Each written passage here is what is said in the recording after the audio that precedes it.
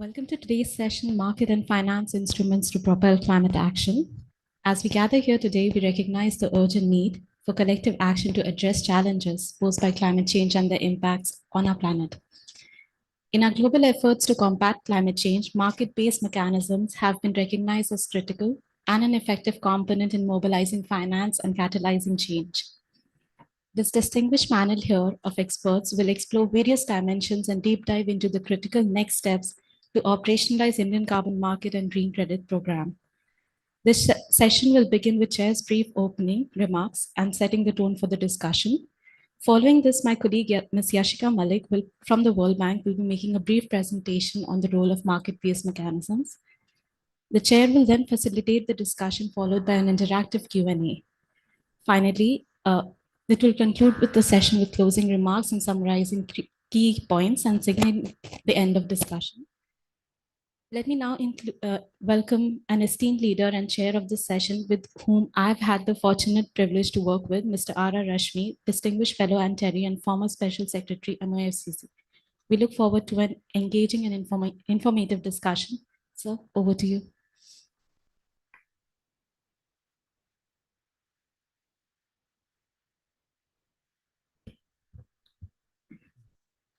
Thank you, Sachi, and a very good morning to all of you. We are going to discuss the market-based mechanisms and their role in financing climate actions. It's an interesting subject because the nature of market-based mechanisms has been changing over years, and particularly after the Paris Agreement, it has changed substantially. It's no longer the same world which used to exist under the Kyoto Protocol. So we have to look at the various facets of the emerging mechanisms. Some are still a work in progress. Some of them are already with us. They have been with us. And we have to look at the rationale as well as their impact. Now, if you look at the global situation, we have the carbon markets, as they call it, or the carbon-related instruments. Some of them are already in place in very large measure. The emissions trading systems, the World Bank report says that almost 23% of the global emissions are now covered by the ETS in different parts of the world. In addition, there are many countries which are implementing carbon taxes, direct carbon taxes. And as you know, both ETS and the carbon taxes, they are instruments for discovering carbon price, either directly or indirectly. So question is, when you put a price on carbon, can the global financial system help decarbonization, which is a goal of many countries under the Paris Agreement? Can it facilitate climate actions in India if you put a price on the carbon, either directly or indirectly, just like it is happening in many parts of the world? In India, now the government has come up with some kind of a rudimentary or the first step towards a carbon market, not a direct carbon market, but some kind of a modified step towards a carbon market in form of CCTS. I'm sure the panelists will talk about that. Because the carbon, the price is not directly determined here. It is indirectly determined through a trading platform. There are other measures which are already in place in the Indian economic system, which are again not directly linked to carbon, but they are related to fossil fuels. For example, you have the fuel taxes. They're also, in a way, they reflect the price of the fossil fuels in the system, which are related to carbon. You have biofuel blending norm, for example, which also places some kind of a value on the biofuels, which are related to carbon transition. So there are different kinds of the measures in place, and we are now looking towards gradual transformation towards a direct carbon market, which will happen maybe in 2, 3, maybe 4 years down the line. So while there is already tested and tried systems already in place in the global scenario. India is taking fledgling initial steps towards that. So question is, will these steps succeed? To what extent that these steps will help the India's process towards energy transition, decarbonization, and net zero goal finally in 2070? And will they play a very substantial role, or will they play a marginal role? And even if whatever be the size of this role, question is, will the global system help it?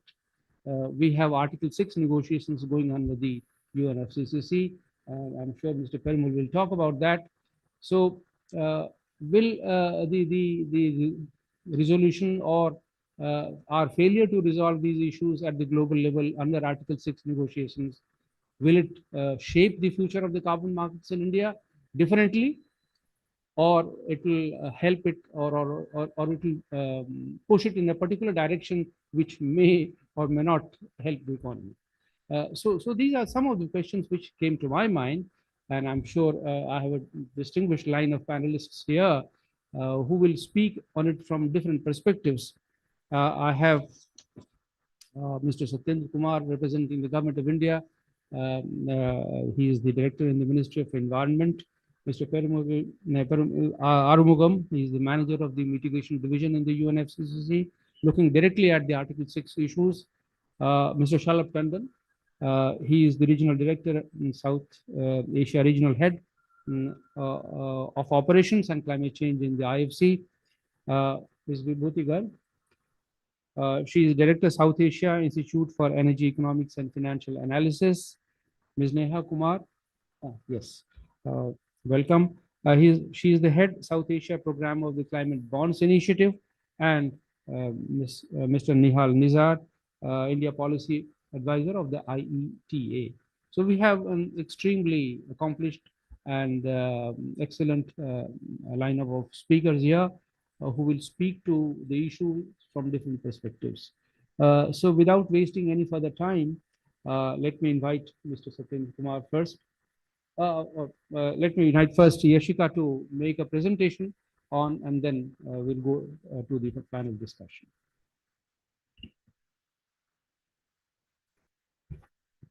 Thank you, sir. And good morning to the panelists here and all the participants. My name is Yashika Malik. I'm a climate change specialist with the World Bank. And I'm going to give a framing presentation just to give you a background and context on today's discussion. And glad to see that it's a house full and we have very diverse stakeholders from policy, government, institutions, and some private players as well. A warm welcome, and I'll just start with the slides. So while we're talking about carbon finance or climate finance, I'll start with a role of carbon markets. And if some of you would have attended the leadership plenary session yesterday, and everyone talked about how there's a need of more climate finance, and as soon as we get it, the gap between what is required and what is actually there sort of widens. And there's an estimate that about 3 to 6 trillion US dollars every year would be required by 2050 if we want to stay true to the Paris goals that we've set for ourselves. Though there have been a lot of finances that have been available in the recent years, about $439 billion were actually available from market-based mechanisms in bridging this gap, but that's not something that was sufficient or helped meet the requirements, and a more would be needed. And the share of global emissions covered by carbon taxes and ETS, as Rashmi sir mentioned, has significantly grown in last few years from 7 to 23% by 2021. And carbon credits or carbon finance related market-based instruments could be one of the way that could help us solve the global climate challenge and also meet our NDC goals. And interestingly, a lot of governments globally have started to think about it and already put into action some of these measures to meet their NDC goals. I'll just give you an overview of what the World Bank is doing. We actually, our president announced at the COP that the World Bank is going to support high integrity credit. Now, what does that mean? It means that we provide systematic end-to-end framework to identify, generate, and also track these high integrity credits so that they can fetch higher value in the markets there. So starting from methodology, MRV, to assuring the quality, and also helping create a infrastructure which is robust, can track these mitigation outcomes, whether it's registry, whether it's warehousing the existing credits, and also providing a lot of capacity building and institutional supports, because this is something that we all have to tackle it. Institutions are putting in their efforts, and a lot of capacity is needed in understanding the problem and how market-based mechanisms can actually help in achieving our climate goals.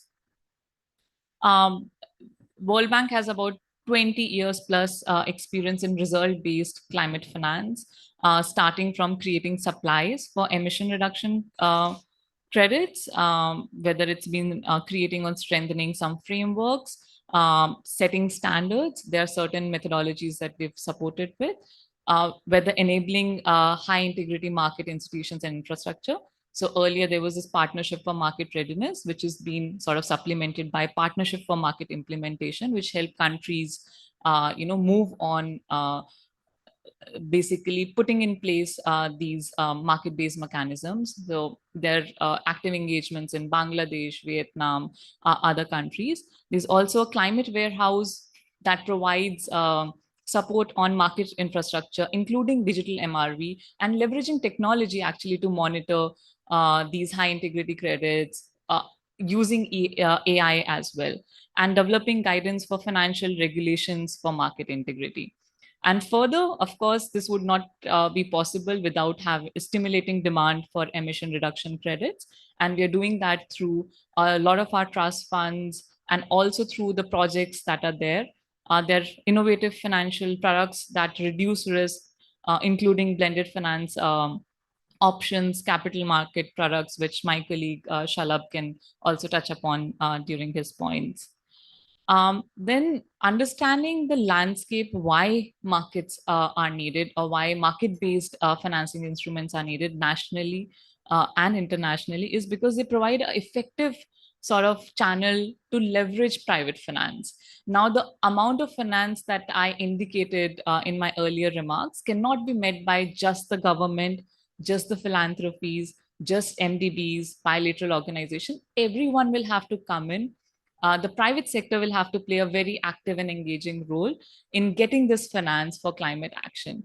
Also, as I was talking to one of the audience member here, there is a need for everyone to come together and also effectively channelize different sources of pot of money. So for example, grants could be used for starting up something which is new, innovative. There could be a blended finance that could help reduce the risk, and also get private sector more involved. And which comes to the second point, that trust would need to be restored after some of the international events that have happened around this. And government has been very proactive, whether it's the India government or other economies worldwide, in actually understanding the landscape, the institutional challenges, and working towards them. And Article 6, as Rashmi mentioned, is something that, the discussions are underway, and Perumal could inform you more about what these discussions are about, so that the whole international community can come together in tackling the climate crisis.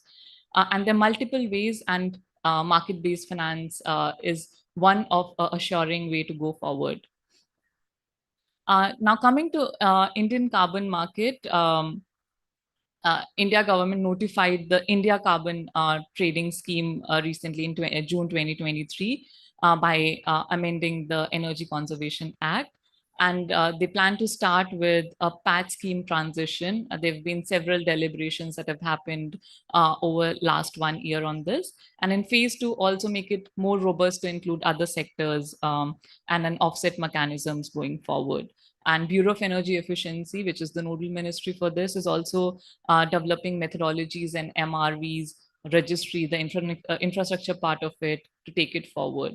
And some of the impacts of the Indian carbon market could be that it could help reduce 35 to 40% of India's GHG emissions with more than 1,000 entities involved.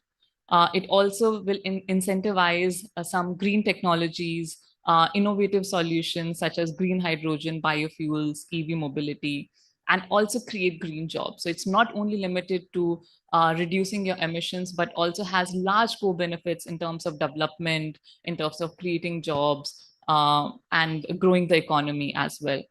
And of course, there are opportunities for bilateral approaches under the Article 6.2 as well, where we can help other countries in achieving their net zero goals.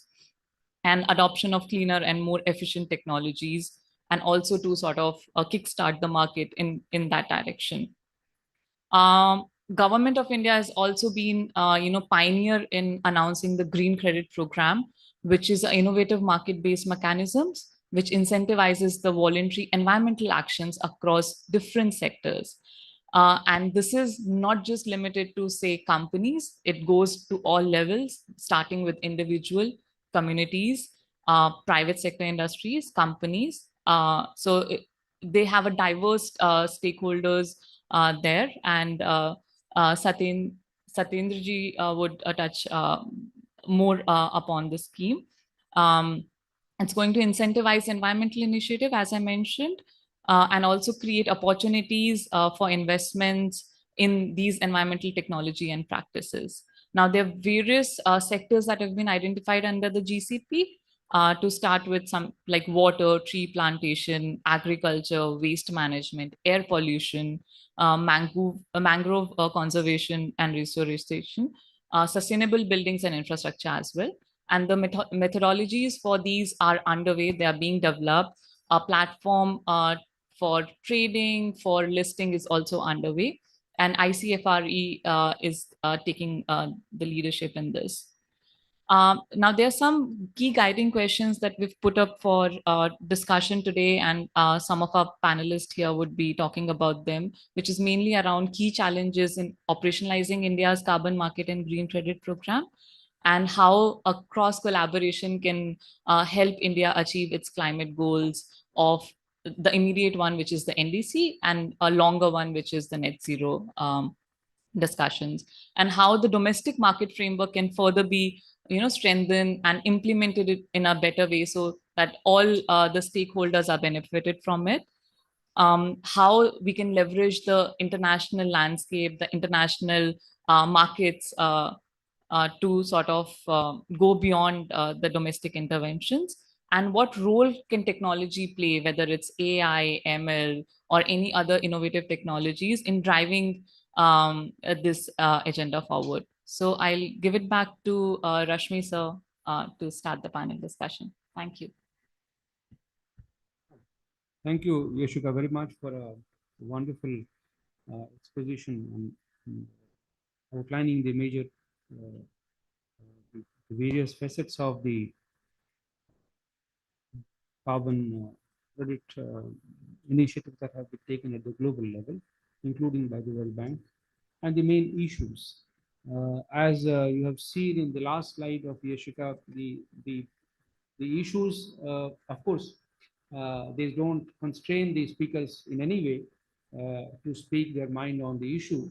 But the major issues which have been posed to them are those of how we look at the challenges of operationalization of the carbon market in India, the kind of the carbon pricing mechanisms that we can set up, and the issues involved, the incentives, the question of incentives at the global and the national level, and finally the issues of technological transformation. Can the carbon markets actually help in technological transformation, energy transition, decarbonization, in addition to financing the climate actions? So let me now turn to the panel for answer to these questions. First of all, let me invite Mr. Satyendra Kumar, the Director of the Ministry of Environment, which is directly in charge of the shaping the guidelines and the framework for the carbon markets in India. As Government of India, you have seen in the presentation, Article 6.2, government has notified some of the sectors. Government has notified a green credit program. It has also notified a carbon market, carbon CCTs, trading scheme. So considering these initiatives, Mr. Kumar, how do you see the way forward in the Thank you, sir. Respected chair, distinguished panelists, ladies and gentlemen, I'd like to touch upon the issues that have been brought before all of us in regard to our efforts to address the climate change globally as well as in India. But before I just touch upon the carbon markets, the finance instruments, I'd like to just start from a very basic narrative, which I think personally that we must keep in mind all the time. As was highlighted in the presentation just made by the representative of World Bank, that we would be needing climate finance in tune of say it was how much in the coming years. Right now it is coming to be about 1.3 to 1.6 billion in the recent years, the climate finance that is going to address climate change. So it's a huge requirement of the funds, and we are looking at various ways and means, various instruments that how these funds could flow where it needs to be utilized. And when we think about this, we should always keep in mind that when we talk about finance instruments, the responsibility of the developed country in mobilization of the finance instrument is of paramount importance. That has not to be kind of put in the back stage. So we are talking about that we need a huge climate finance, and we are just talking about that this could come from the market and finance instruments. So what does it may constitute, must constitute, not may constitute, that the developing countries are there. They need to arrange for the finances to move on to undertake such climate actions, which is not the complete truth. Definitely, developing countries have to play their part, their role in tackling climate change in their own ways. And that's why it has always been talked about the fundamental principle of CBDR. We all know. I just wanted to bring this thing on the table before I come on to talk about the relevance, importance, and scaling up, further taking forward all these market and finance instruments, not only by the developed country, but also the developing countries, including India. And when we talk about, just I'll touch upon the carbon market before I come to the specifics of the Indian carbon market and any program like green credit, how it is aligned with or not aligned with. So I just was just looking at some of the numbers, and I may be pardoned if my numbers are not correct, because these are not from the government sources. I have just checked it from the internet and I'm just quoting all those numbers. So estimated global GHG emissions in 2030 would be around 52.4, around more than 50 gigatons. And if the ADCs are implemented quite well, then this number could stand at about 45 gigatons. Now, one thing when I was just looking at that, when we talk about the carbon market, so only out of this 45 gigaton, only 2.5 gigaton is what some of the reports say it would be the carbon market. So out of 45, it is just 2.5. So we need to be wary of the pie that we are talking about. What pie is it? So most of the time when we talk about these numbers, all these instruments, we think that this is the panacea. Means it will lead us to all the things that we want to do, which is, in my understanding, is a different thing. So far, I am open to just further uh, modify my understanding. So it's only 2.5 gigaton. And I'll not get into the numbers that there's also as a kind of study that what part of it would be for India. So that is it. It is a global market of 2.5 gigaton, and of that a part of it would be for India. Now, having said so, when we say about the market and finance instruments, we need to see it from two perspectives. When we say finance instruments, we need these finances to take up low carbon technologies by our players who then march on the path of low carbon emissions production. To access the technology, if not finance, which are low carbon technology, this is what the requirement of the globe is. Now, from there, so finance instrument is one is a direct finance instruments. Again, second layer of understanding that I see through is a direct finance instrument. And when we say carbon market, then it's the indirect finance instruments. When the market is there, there is a trading, then there is a funding for that. So we need to understand that to what extent any country would need the direct finance instruments to take forward their climate action. So that's one part. And then we talk about the market-based instruments relating to carbon market or any other similar markets. And I think that the discussion is around those carbon markets. I see it a very small pie. That is one of my observations. I just throw this open to all of you, that we need to work on the specific numbers, that in what areas, what would be the requirement of the finances. That is what I just wanted to convey with all these inputs that I just made. Now, coming to the carbon market, when we talk about carbon market, again, there is a voluntary carbon market and there is Article 6 carbon market. When we talk of Article 6, again, 6.2 and 6.4 are going to act differently. And that's distinction I just want to present. When we talk about 6.2 market, then there still is an upfront investment that could be made by a party in some other country. And then it is a sort of a direct finance. And then there could be a sharing of credits. I'd like to inform this audience that we have in India identified a list of 13 activities to be undertaken under 6.2 mechanism, wherein investments could be made in those activities to address climate change in regard to those projects, through those projects. When we talk about 6.4, it's again a different thing. There again, as I said, it will be indirect finance. Once the market, your project gets in the market, then you will get the finance. Once the MRV, through MRV, you establish that there is an additionality out of that project that gets established. So with this, I just want to say that we need to be very specific about the requirements, how it is about the instruments, how it is going to bring in those finances, whether directly or indirectly. In terms of the carbon market, Indian carbon market has already presented. In India, it is going to be there between the obligated entities. Somebody would be making an investment.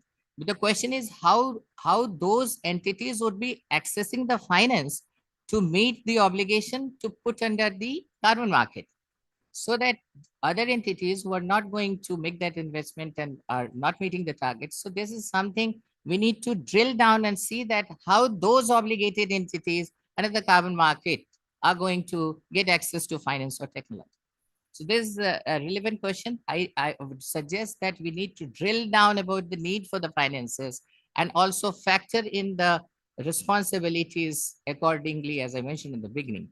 And lastly, about the green credit program, it's a separate program. When we talk about from the carbon credit, there's no carbon credits involved.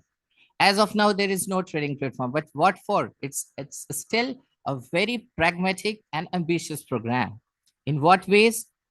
It's like it will encourage everyone, particularly industries, to go in for environment positive action.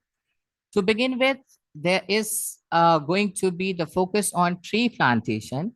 And for that, the methodologies are under development. It will be only on the lands under the control and management of forest department.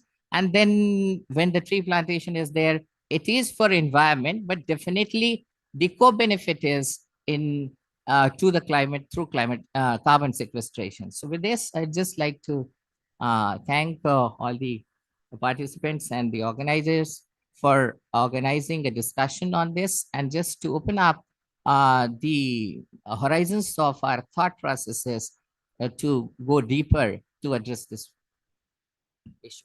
Thank you very much. Thank you, Satyan. Thank you for the way the government is looking at the carbon market and the issues involved here. Let me now, I have, of course, some questions on the way the market is going to be operationalized, some of the challenges involved.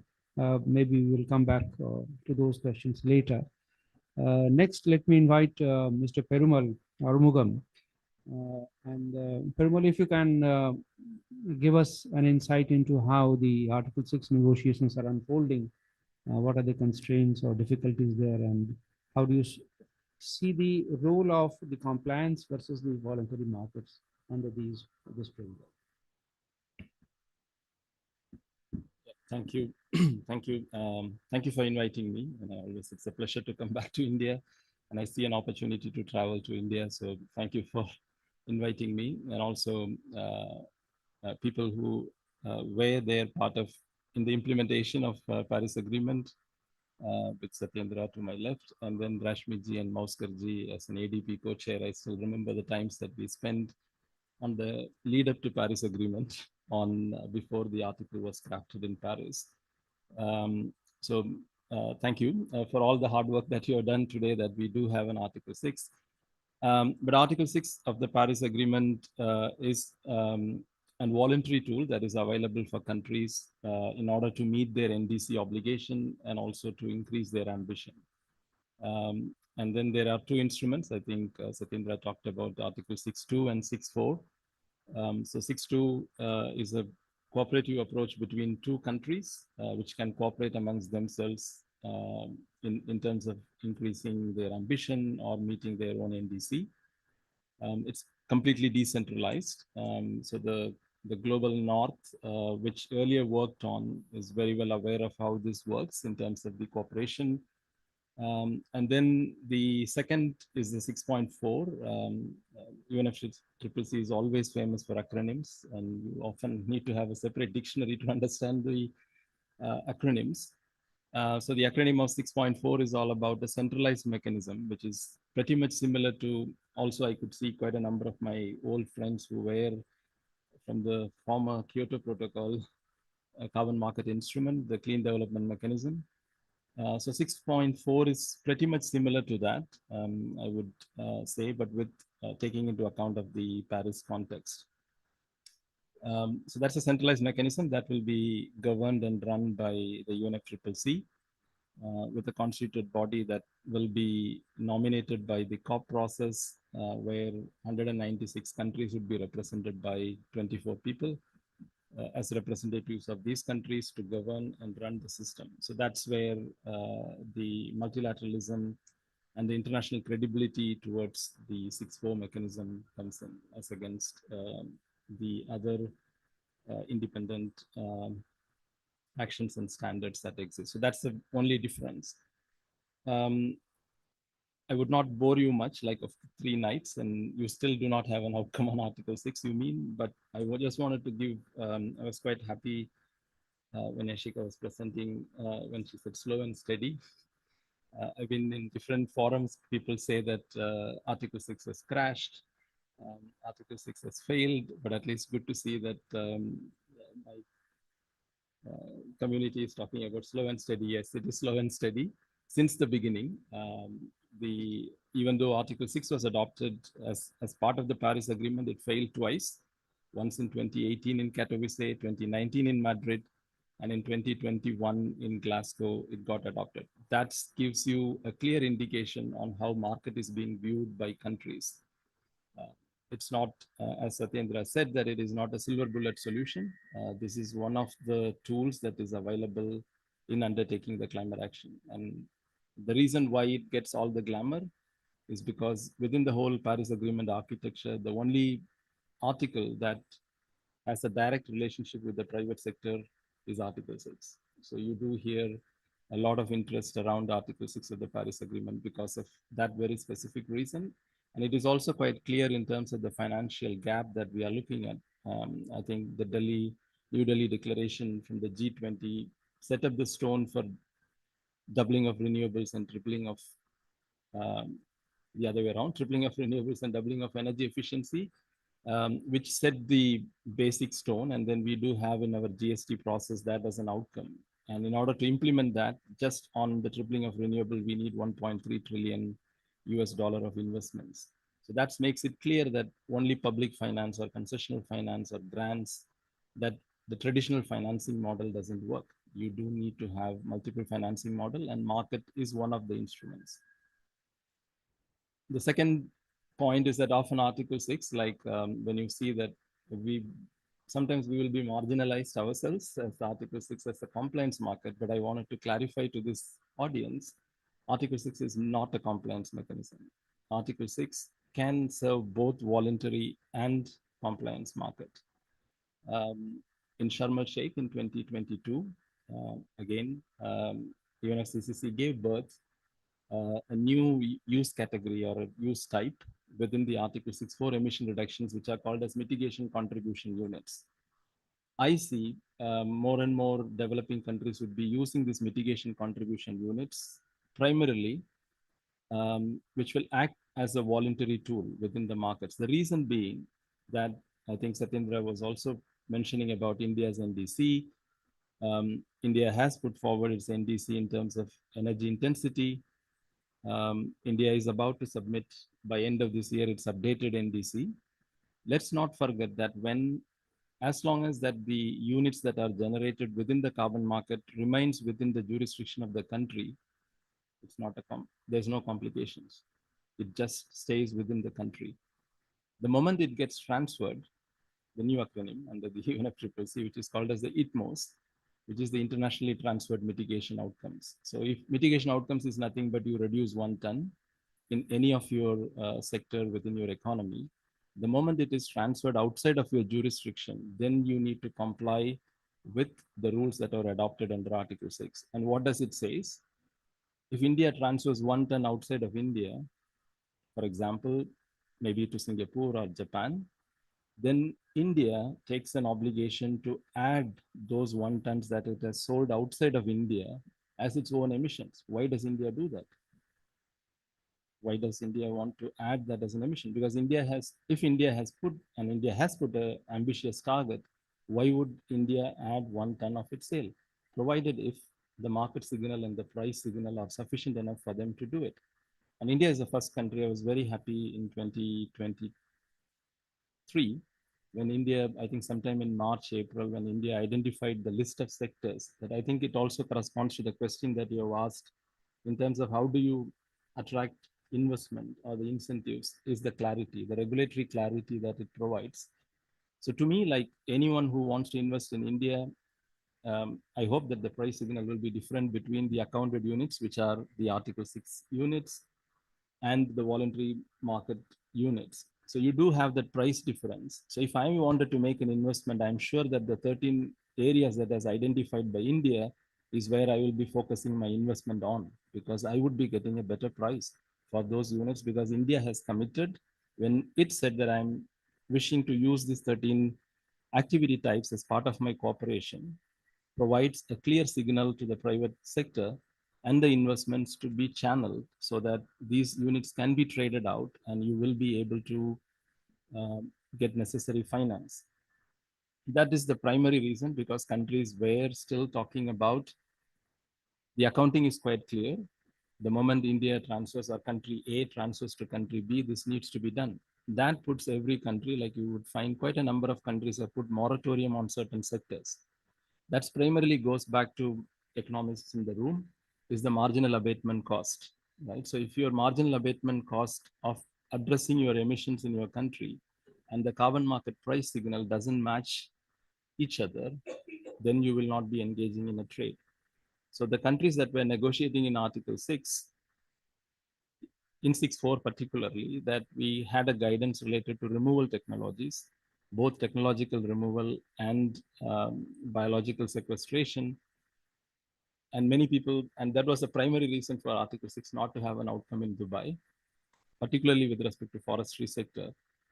The reason being that many countries believe forestry sector is part of their NDC implementation, or it's one of the low-cost options that lies within them if they have to meet their NDC targets, and they do not want it to sell it outside.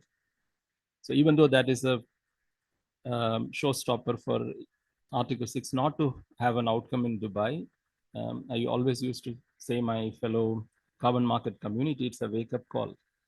Because if you look at the voluntary carbon market trade that happened in the last years, of course, it had a spike, but 45 to 55% of the emission trading is from the removal sector, from the forestry sector. So your key stakeholder component, the governments, has a complete different understanding, because the guidance that was created by UNFCCC didn't came out of a heaven. It came out of negotiated by the 24 people sitting representing 196 countries, spending 60 days in establishing a guidance on removals, and the parties objected to it, saying that this doesn't address the country's issue in terms of permanence, in terms of many other issues. And if you look back and reflect upon in the voluntary markets, that is where the gap is. So I would say that it's a wake-up call for all of us who are engaging in carbon markets. It might be a failure for Article 6, but as a global carbon market community, it's a wake-up call. Your key stakeholder of the government's expectations on when you engage in a trade from a forestry sector, what are their expectations? So that gives you a clear indication on where you need to address. So if you want to increase the, within the domestic market framework, if you wanted to attract investments, you also need to look at the conversations that are happening outside, and how does that, it creates the issue on credibility. So I will end, I can speak hours and hours on Article 6 because we had 3 sleepless nights in Dubai. Still, we did not have an outcome. Some of them who followed me from Dubai are also here in the room, who will acknowledge the fact of me walking like a zombie on the last day of the COP. But I will end by saying that this is my favorite acronym that I use, or a metaphor, that for any financial transaction, for if you want to have a transaction between A and B, we normally use the SWIFT code, right? That is the one which we say for a secure transaction of a financial transaction. For a carbon market or a carbon transaction also has a SWIFT, which I always used to say.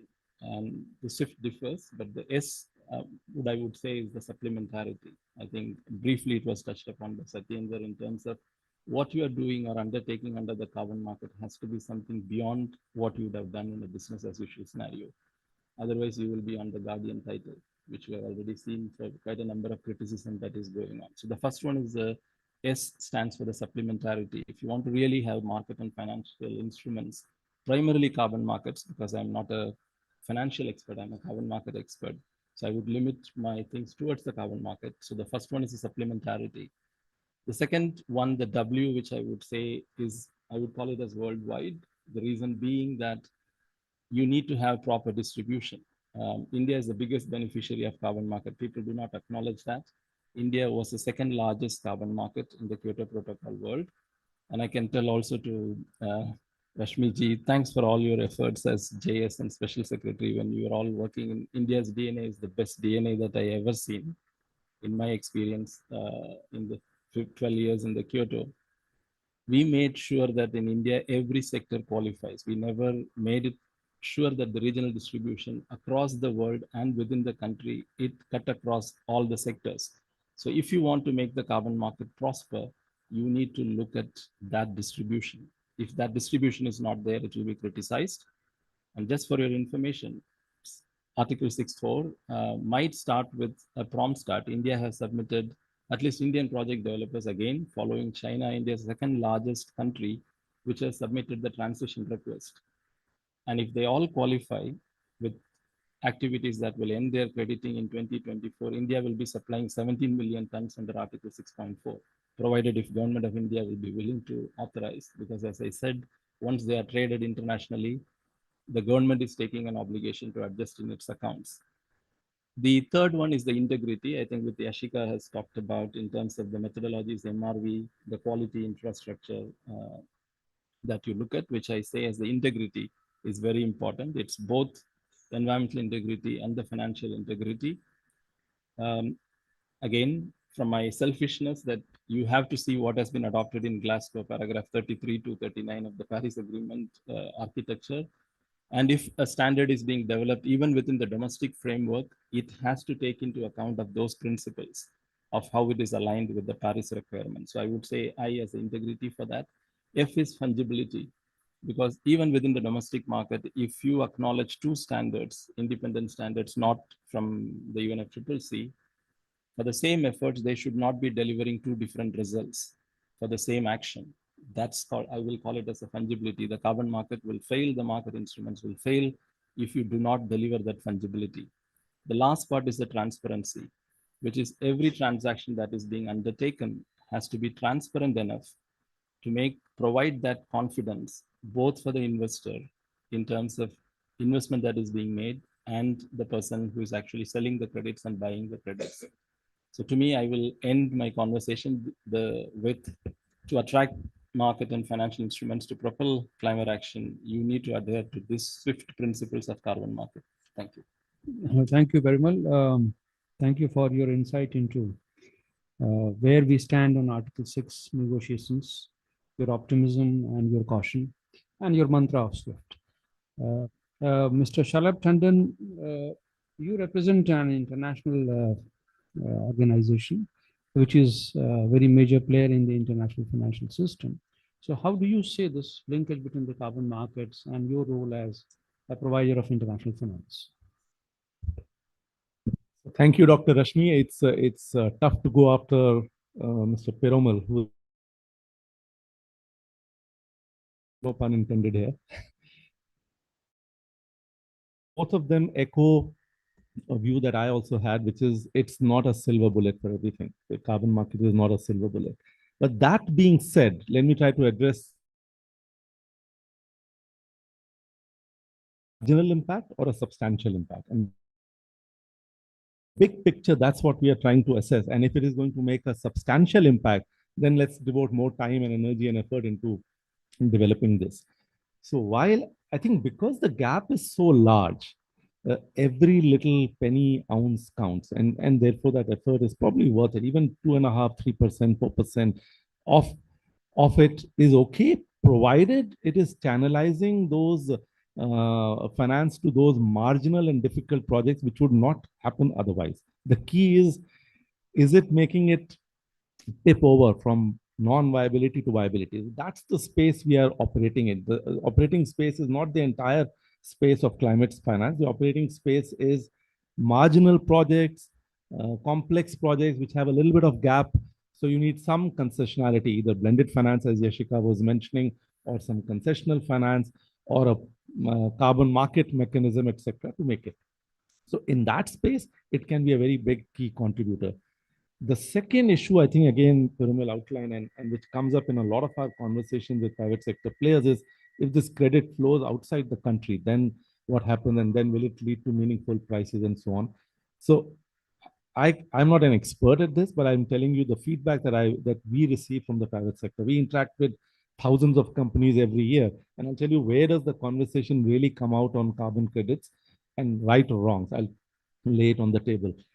First is all of them have said there is a strong need to develop the domestic market, and at some level, compliance or some cap in the domestic market will drive the prices here. And you need to get hard to abate sectors and link it with science-based target into the equation and into the play, so that it drives the domestic carbon market. And that would have less complication because you're only dealing with one country jurisdiction, one country regulation, and so on. While the international lay of the land and Article 6.2, 6.4, all the effort that you were saying made him zombie, while all those efforts keep happening. And so we can wait for that, but at the same time, develop the domestic market. Second, when we discuss with various private sector companies for financing, where we have found most prominent discussion around use of carbon credits recently has been around, again, as outlined earlier, has been around forestry and carbon sequestration, those kind of projects. In fact, we are at IFC currently looking at being an anchor investor in a fund which is trying to monetize all these forestation, pretty much backed by a contractual obligation for selling carbon credits in the voluntary carbon market, verified integrity and all, as Yashika was outlined. And there, to make the project viable, we are using a lot of, again, you asked about AI/ML. We are actually doing a technical assistance program with the IIT and developing and hiring them with the terms of reference for using AI and ML techniques for monitoring the reduction of GHG emissions from all these forestation projects in a very scientific manner to make it efficient, mapping the entire geography in the regions where they are doing it, and so on, so that the verification becomes easier. This is the large space. This is a large space itself. Even if this space itself can be opened up by carbon credits, in my view, that's a substantial impact. Even though in the grand scheme of things, it's small, because there are no major other avenues available to open up this market. The second area where we have found discussions around carbon market have been around circularity, which again is a big space for India to achieve net zero. And by circularity means some of the projects are like waste to energy, waste management, compressed biogas, and so on. Some of them may be in the Article 6.4, some of them are not. Wherever there is a wherever the projects are marginal, you can use carbon credits to tip it over. For a lot of the deep concessionality projects, which may are far away from viability or maybe far away from demand creation, like green hydrogen, manufacturing and all, I don't think carbon credits is the solution today. Many other things have to happen before carbon credits come into play. So that's the perspective I bring from practical experience of dealing with private sector. Thanks.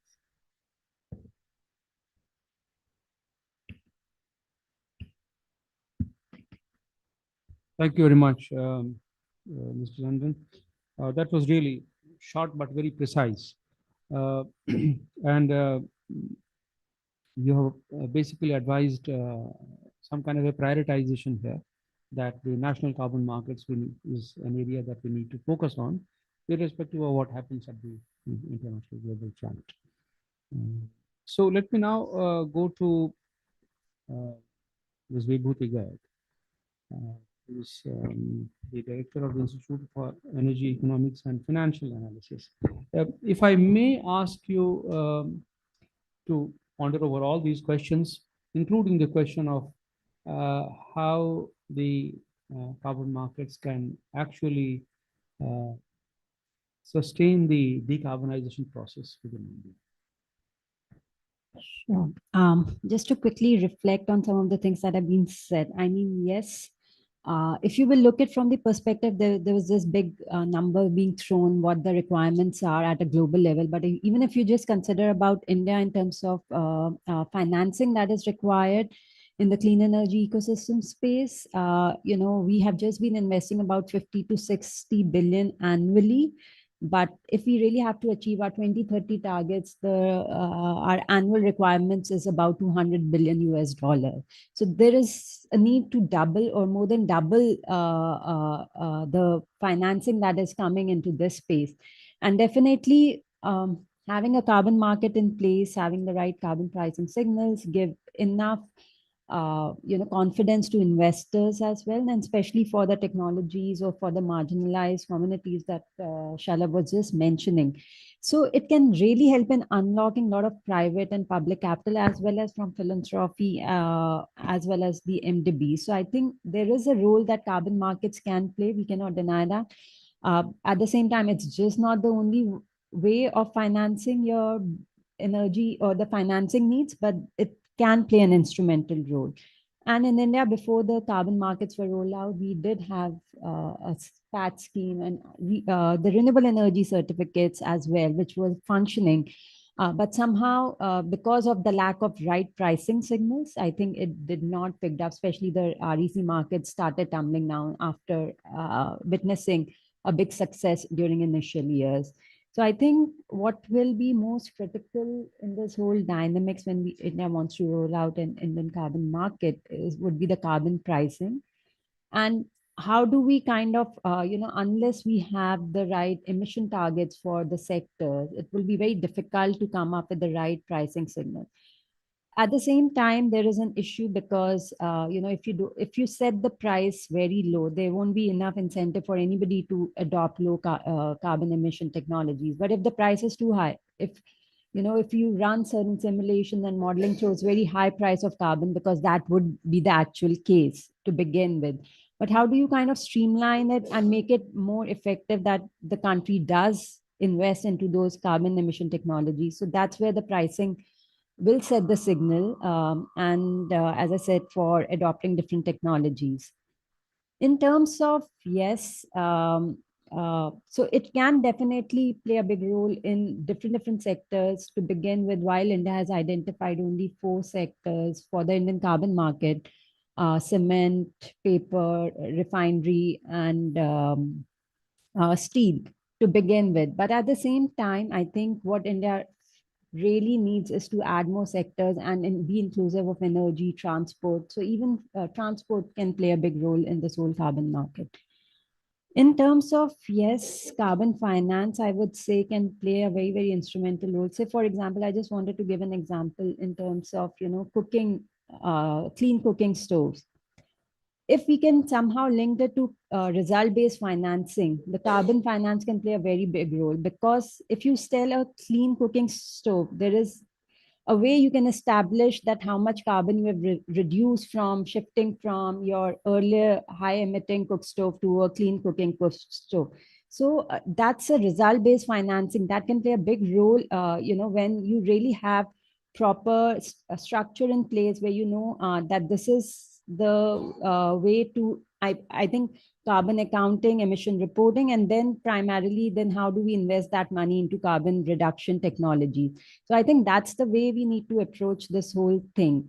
So it can play a role, especially for these technologies. For big renewable energy projects, it still can act as a way for monetizing, because still there are certain, again, maybe not so much for big players, but if we talk about the MSME players, that can really be a big way of generating revenues, and that can help them in reducing their financing needs, which otherwise, if they have to go and raise it in the market, they have the cost of financing is huge. So if there is an opportunity or a platform where they can earn revenues out of it, definitely that can help in bridging some of that financing need. So I think that's some of the initial thoughts. And also, I just wanted to draw a parallel, say, for example, with the net metering, how net metering policy has incentivized people to adopt solar rooftop. So similar parallels, if you have a carbon pricing, if the developer feels that, there is a way to earn revenue and not just because these are all very high capex projects or the technologies which we are talking about. So that has really incentivized people, and the payback period has gone down. So similarly, that's the kind of mindset change the carbon markets can bring, and help in better and better adoption of clean energy technologies. Yeah, I'll stop here. Thank you, Vibhuti. So you have basically you are endorsing the steps taken to vitalize the carbon market in India, and you are saying that it can help those technological changes in those areas where the capex is high. Plus, it can also bring some revenues for the MSMEs, let's say, or renewable energy sector. So both ways, in terms of financing and decarbonization, it can help. Let me ask Ms. Neha now. She is representing the Climate Bonds Initiative. So you are again, this is green bonds we have been talking about, and it's a financial instrument. And how do you see this linkage between the carbon markets and the financial markets? Is there any other angle which you would like us to explore? Thank you, Mr. Rashmi. Thank you, Mr. Rashmi. And first of all the perspectives which have been shared on this table represent different dimensions of the problem and the opportunity, I feel. Thank you for the question on the linkage between the financing instrument such as green bonds and then what is the interaction with carbon markets. I will come to that, but before that, if I could just reflect on something that has been said and add my perspective to it a bit, just in a couple of minutes. Market-based instruments, we are talking about carbon credits and carbon markets. The question that Shalabh asked and everybody else has spoken that first of all, it is not a silver bullet, or can it give you the kind of benefits that you're looking out of it on its own, or does it work better in combination with other market-based instruments? That's the first question. And when I talk about other market-based instruments, one can also look at carbon tax, and in India we had the carbon cess that was imposed, and a lot of money was actually collected on the back of that. And each of these has a little bit of pros and cons, advantages and disadvantages. And then in a context like India, what could work is something that we should think about. One is that when the transition does really get rapidly underway, we know that there will be tax shortfalls. We know that there will be revenue losses in certain sectors which will be transitioning out. So yes, you do need to produce every bit of revenue stream which will be able to at least cushion a little bit of that transition through the money that is getting through the money that needs to get generated to compensate for the money that is getting lost. We are largely a fossil fuel locked economy, and 80% of our budget receipts are locked into the fossil linked revenues. The second thing that I really want us to reflect a little bit on is that when we say it is not a silver bullet, we are actually saying something which is acknowledging that market-based instruments, though of use, are after all market-based instruments, and we are trying to use them to address a market failure. So there will be a limitation in the architecture of our thought process anyway, right? So one question is that, do we have efficient markets enough? I don't think we do. So the price discovery mechanism itself will be a little bit of a problem to begin with. Then you talked about local impacts, whether it'll make sense to have a domestic carbon market vis-a-vis global. And the idea was to actually be able to freely trade. You know that has not been successful. So domestic carbon market does make sense to some degree. But just when you start talking about it, you have to start talking about the context within which you're applying this market-based instrument, and possibly think of some of the non-pricing measures which will be equally relevant in a market where the trading pools are thin. For example, India, would you achieve what you're trying to achieve with a carbon market which should have sufficiently high level of carbon price? And carbon price is adjusted to per capita emissions. We will never reach 100 or 200 dollars per ton kind of a thing. So we will need to find mechanisms to handle both the level of price as well as the trading of it within our own context, and get robust with it, and then also find ways to engage with the international market. It may not be perfectly sequential, but we need to be aware of these interchanges. Now, how does the green finance market, which is say the green bonds, etc., really engage with carbon markets? Green bonds are, as you know, these are instruments which have the green characteristics, and anybody can issue a green bond to raise the capital, which right now globally, the global pool of that is increasing exponentially. We have about $4.3 trillion worth of global thematic bonds which have been issued. India alone has issued $42.6 billion worth of green social sustainability bonds.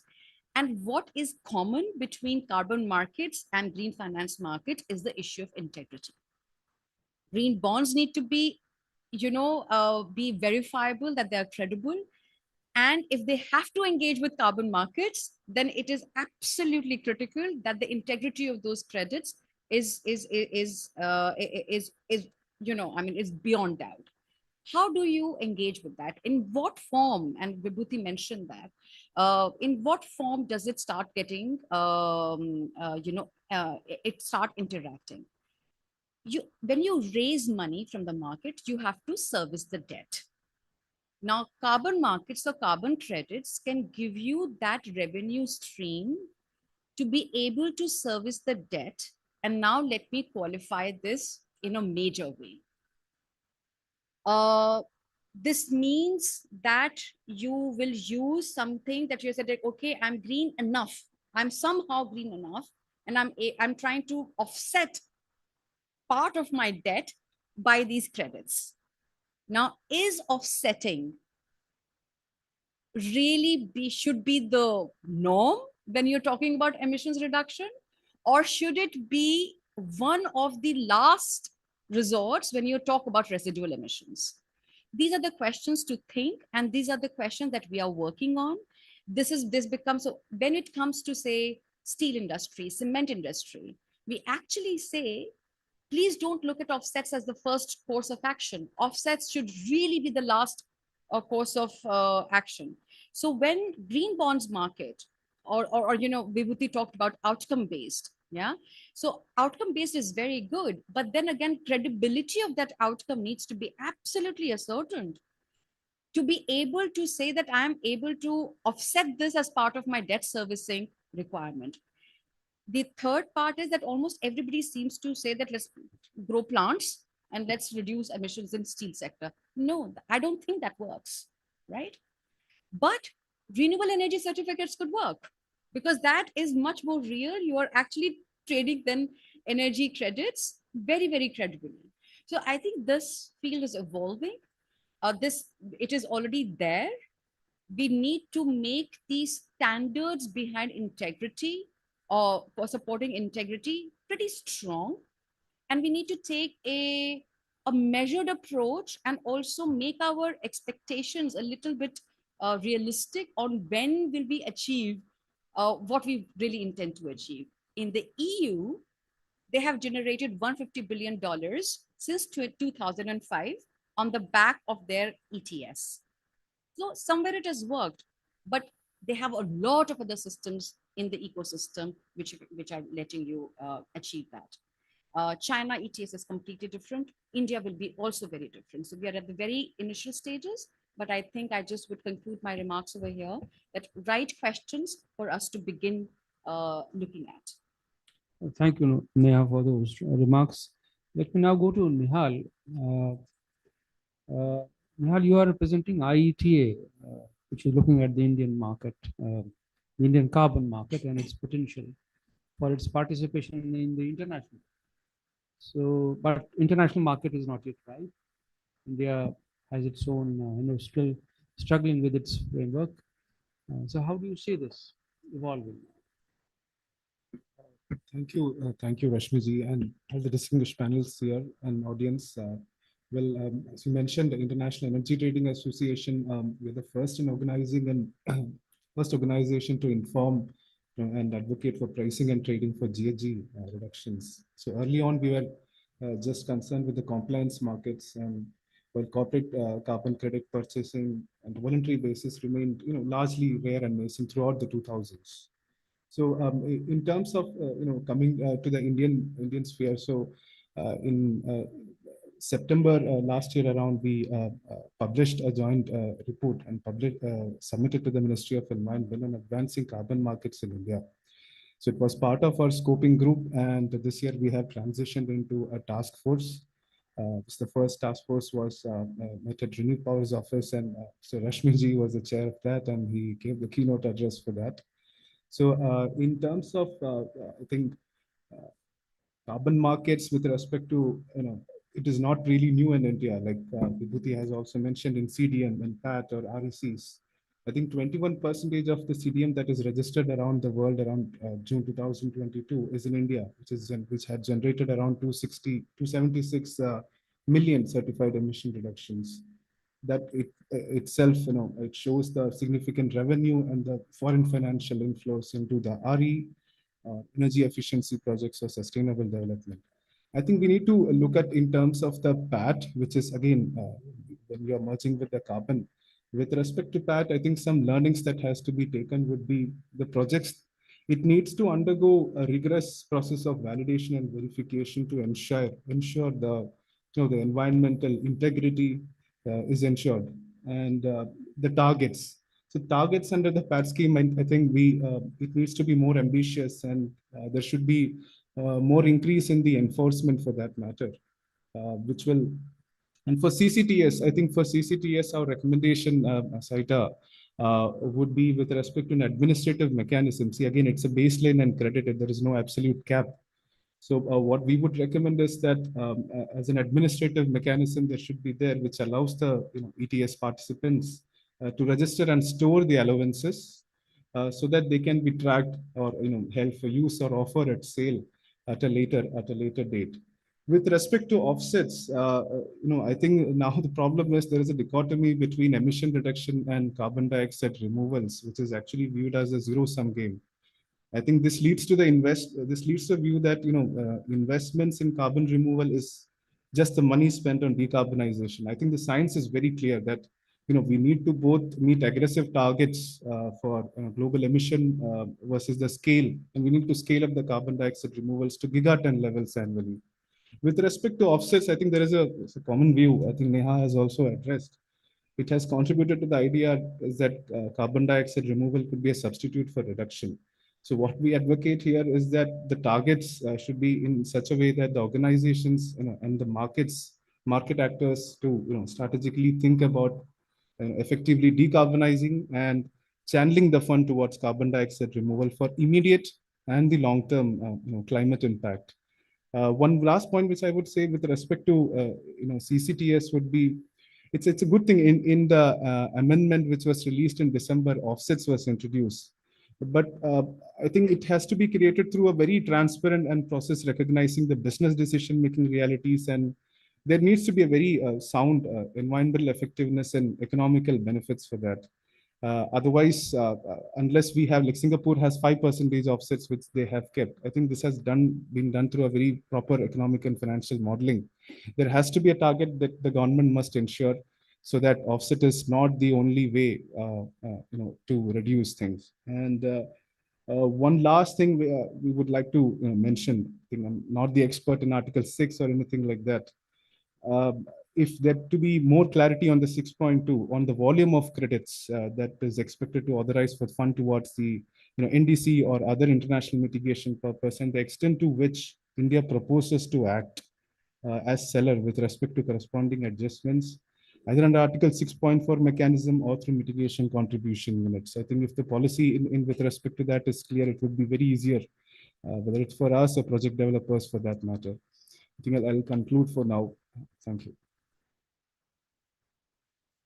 Thank you, Nihal, for that message about removal versus reduction. In fact, when I look at the carbon market, having listened to all the panelists, there are actually 4 contradictions there, or 4 sets of conflicting issues there. One is the national versus international, domestic versus international. Which one do you prioritize? Of course, Mr. Tandon has attempted to answer that. The other one is this issue of avoidance, removal versus reduction. Which one do you focus on? Reduction in emissions or avoidance or removal of emissions? The third one is the voluntary versus the compliance. Again, Penimal has also answered that in a way that Article 6 looks at both. It helps both compliance as well as voluntary markets. It's not designed to help any particular segment. And lastly, the issue of finance versus decarbonization. Is carbon market an instrument of financing the climate actions or simply emission reductions? In my view, carbon markets needs to do all of these things. In India, we are at a stage of development where we cannot look at issues in isolation or in exclusion of the other issue. It has to be a comprehensive approach.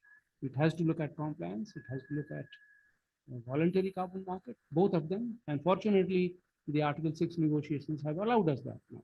The voluntary contributions allow us to develop voluntary carbon markets while we are looking at domestic regulated mandatory carbon markets. Similarly, finance versus emission reduction. I think we need to do both. There are different sections of economy like MSMEs, renewable energy, where business as usual emission reductions are happening through removal. But similarly, there are areas where we need heavy capital investment, heavy technologies. In fact, there is a misnomer here. Even in the renewable energy or other areas which appear to be easy, actually the upfront investment is extremely heavy. The capital expenditure is very heavy. The operational costs may appear to be low, but the total costs to the economy are extremely high. So we need to take a comprehensive approach. That's the message I'm taking from the various comments made by the panelists here. And it's an extremely enlightening and enriching session. So we have practically come to the end of the session today. But if you have any questions which you would like to address to the panelists, you are free to do so. We have about 5 to 10 minutes.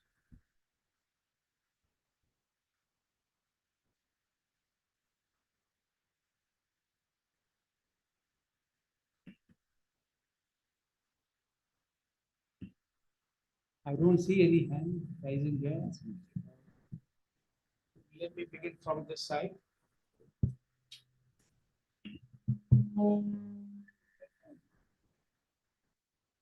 Yeah, thank you to all of you for such an enriching session. I'm Anurag. I work with Climate Group and as a climate fellow with Government of Madhya Pradesh on clean energy solution. I have two very different questions. One, yeah, so the first question is with respect to like, can carbon markets play a major instrument for cities to implement climate action based projects? Because cities right now really lack on municipal financing to implement such projects, whether it's in sustainable mobility or waste management projects. Can they play a major role? Second question is with respect to the reduction versus removal. Most of, as Perumal said, that most of the projects are focusing on the carbon forestry removal projects. And last year, Guardian has published an article that most of this carbon offset. Yeah, the question is like, how much is the credibility on the removal aspect? We should focus rather more on the reduction part rather than just on the removal part.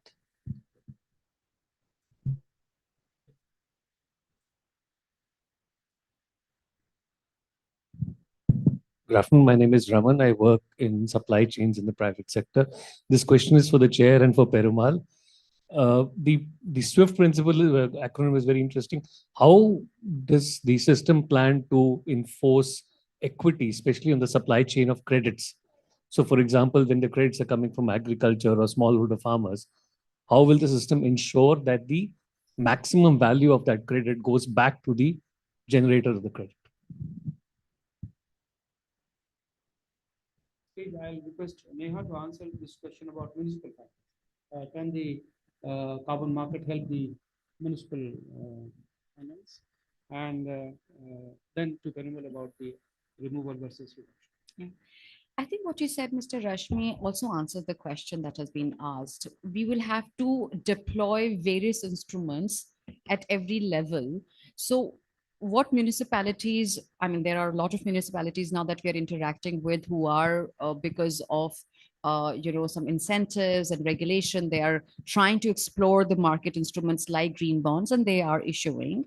But at the same time, because their revenue base is pretty limited, this does make sense to a certain degree. The caveat will always remain the credibility and the integrity. So the assurance system that you will have to build around it will be something, and that capacity within the municipalities to understand first an instrument and then to go through that process.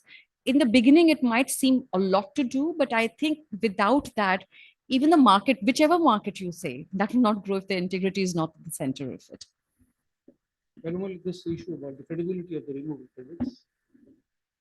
Yeah, no, I think like in fundamentally, like whether it's reductions or removals, like one is easier to demonstrate permanence than the other. That was the key issue.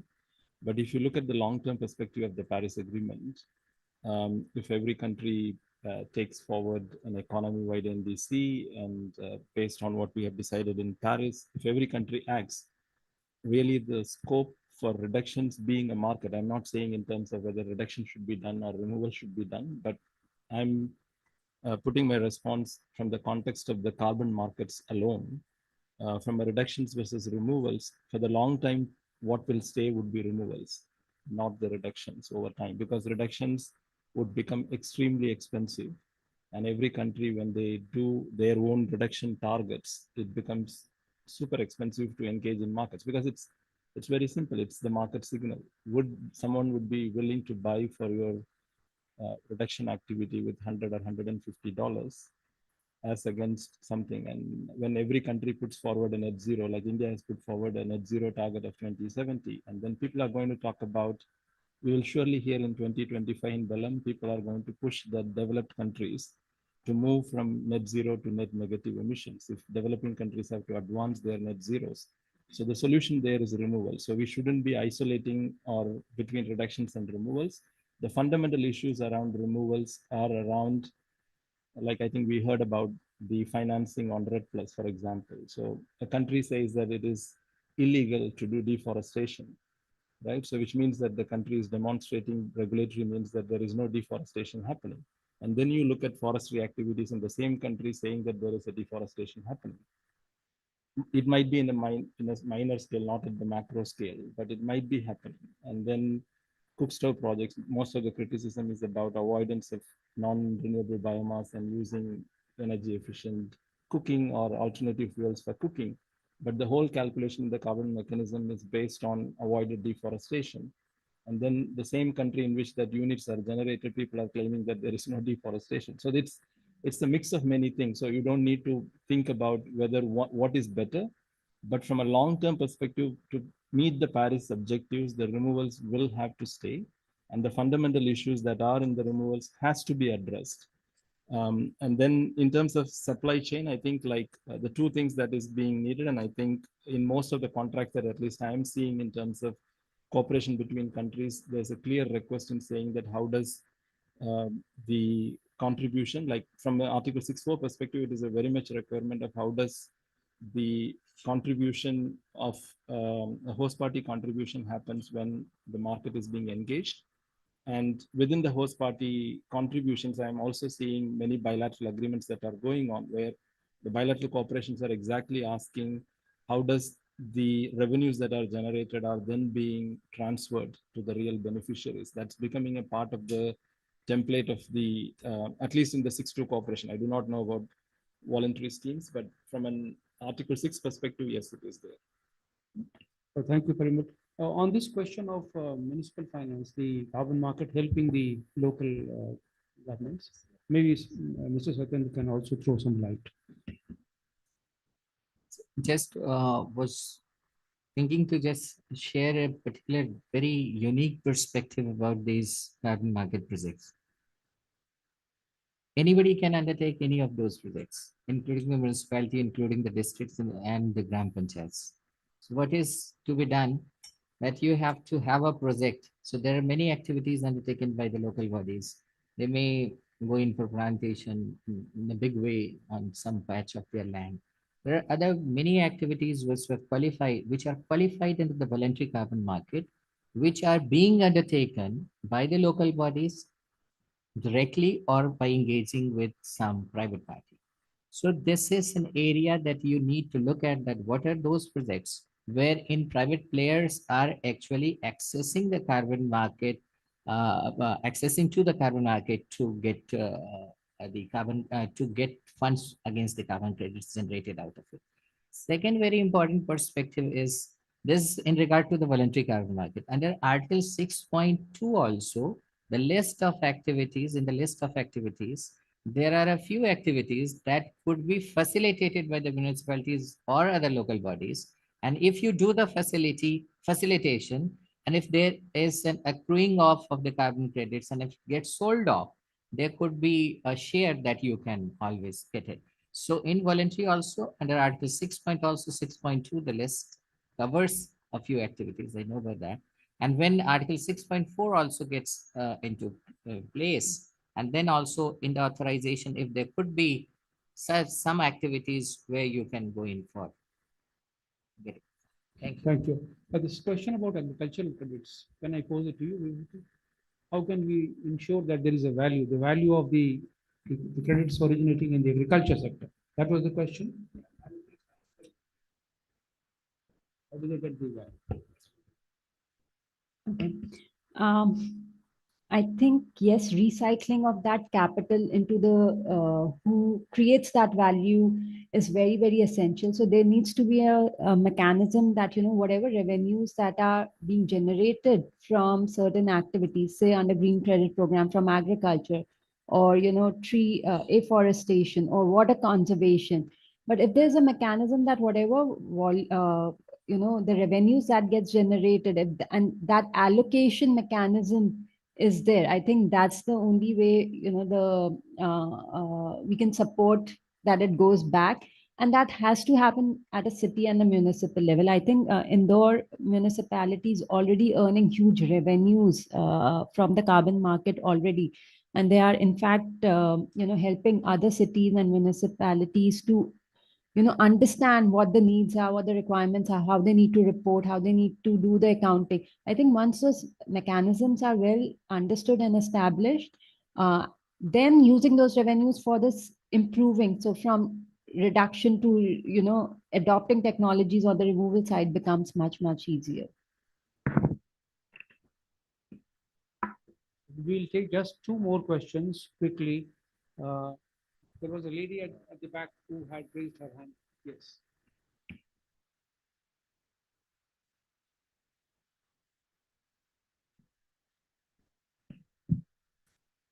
Hello, glad to be here and thank you for the experience. Kindly make a pointed question. Surely. So I'm working with the West Bengal government as part of a fellowship program, and I wanted to know, so market, as it was very well explicitly said that carbon markets are not the only tool for financing climate action, and climate action also includes adaptation as well as mitigation. So as state governments currently face a huge challenge of funding projects mainly focused on adaptation and localized climate action, which financial instruments could they be accessing, or how could this accessibility be provided to the more local governance levels, as they are mostly responsible for implementation of climate action in India? Yeah, in a way, this question has been answered by Neha, and there's already, in a way, the linkage with the local self-government and the carbon markets. But we'll come back if there is no more question. Yes, sir. Greetings. Akash Kendri. I'm a global expert in mobility. We work with vehicle OEMs, 40 vehicle OEMs globally, in the commercial pilot phases as well as governments. So our focus is the Indian market right now. So these tremendous disquiet that I wanted to bring across to the committee class. So we steer across a lot of committees. So what I wanted to discuss is, it appears as though the committees wear blinkers, because the discussion around, for example, the GHG protocol, right? The ISP took as the default standard now. Emission 3 is water. So right now, when we discuss SDG, which is something by treaty, which all this. What is the question? The question is, the disquiet that I want to bring across is, should not the negotiations around, let's say, the focus on climate, which is globally beneficial, also be negotiated with the investments in the back end of the global value chain, which will be nurtured along with the accomplishments of the SDG goals, which are required, along with the long-term importance around patent sharking of net zero technologies. Net zero should not be just linked to. So the role of the corporates and the business in the negotiations, is that the question? The thing is, first of all, the share. Yes. Yeah. So the super voting shareholding is one aspect of the hegemony, but our understanding of climate should also not just be restricted to air. Article 6. It also requires a lot of patent sharking activity, which is going on in circular economy, zero Right. wastage, Okay. and considering those things. All right. Because, Understood. Any other question?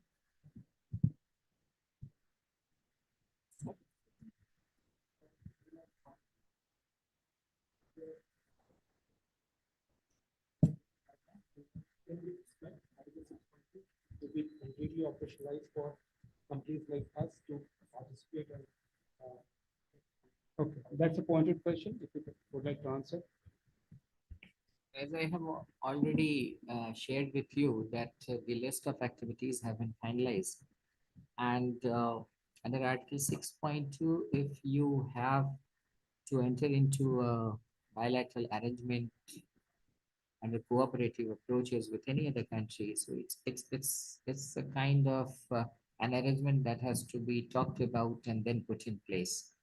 So definitely, because we have listed out the activities, and there have been some of the requests from a few countries, and we are working. Very good. I don't think we have any more time. We are already 12 minutes over our schedule. So once again, let me thank the panelists for the extremely insightful comments, enriching our knowledge and understanding of the subject. And I'm sure you must have enjoyed the fact that the room is still full indicates that the people are interested in understanding these issues. So thank you very much for your patience with the panel, and once again, wish you all the best. Thank you, Rashmi sir, for leading the discussions and to all the panelists. We would like to inform that the lunch has been served at the hub, so you're all welcome to head towards the hub. Thank you.